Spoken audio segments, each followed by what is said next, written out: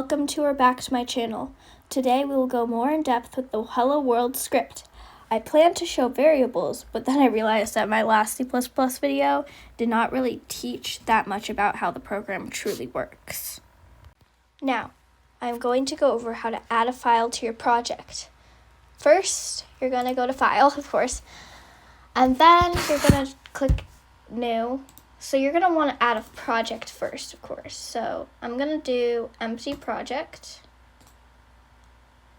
And we're going to name it Hello, because that's what we're making.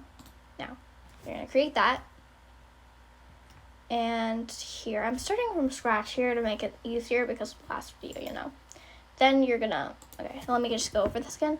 You're going to right-click Source Files, Add New Item, then C++ file, and you're going to name it main. Well, you can name it anything, just remember this is your main file, of course. So that is really.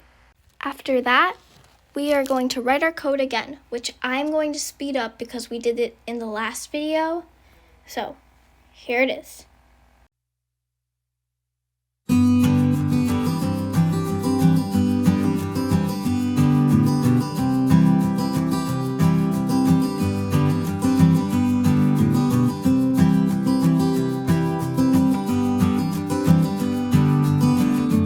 Hashtag include IOStream is a preprocessor directive.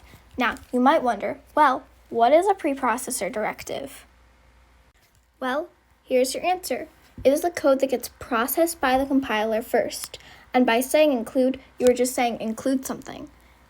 Also, you know that a piece of code is a preprocessor directive because of the hashtag in front of it, and because it is always located at the beginning.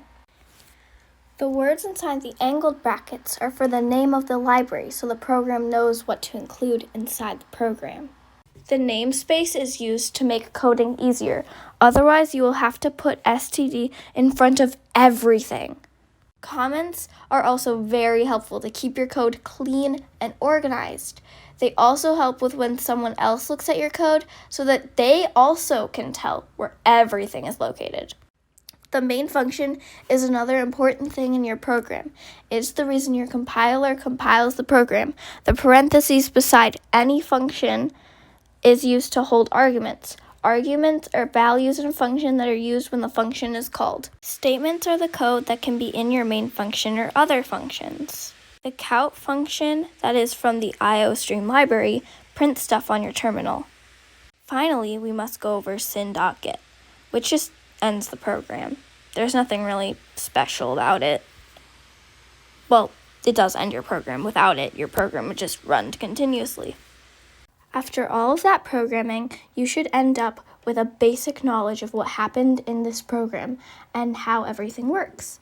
If you have any questions, like if your program does not work, just ask me in the comment section.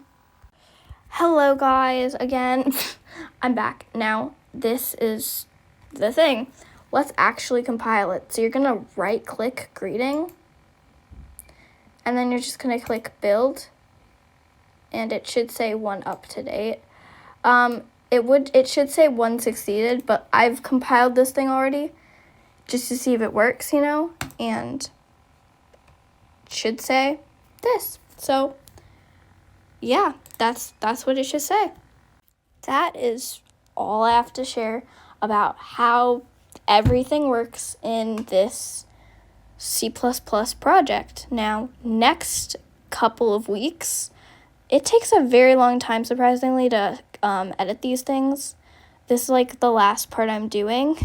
Anyways, sooner or later on a Tuesday, so look out for seeing some more videos on Tuesdays because I most likely will post on a Tuesday. That's how I'm choosing to post on Tuesdays currently. Now, if you see any new video, make sure to watch it just to keep up to date, and especially if it's another coding video because you might learn even more stuff. Now, next time I make a coding video, it's most likely going to be on variables. And then I'm going to make another one of these videos where it's just going through everything, which takes surprisingly a long time. Or I'll just do it then and there, and it'll be like a 30-minute video. But have a nice day. Bye.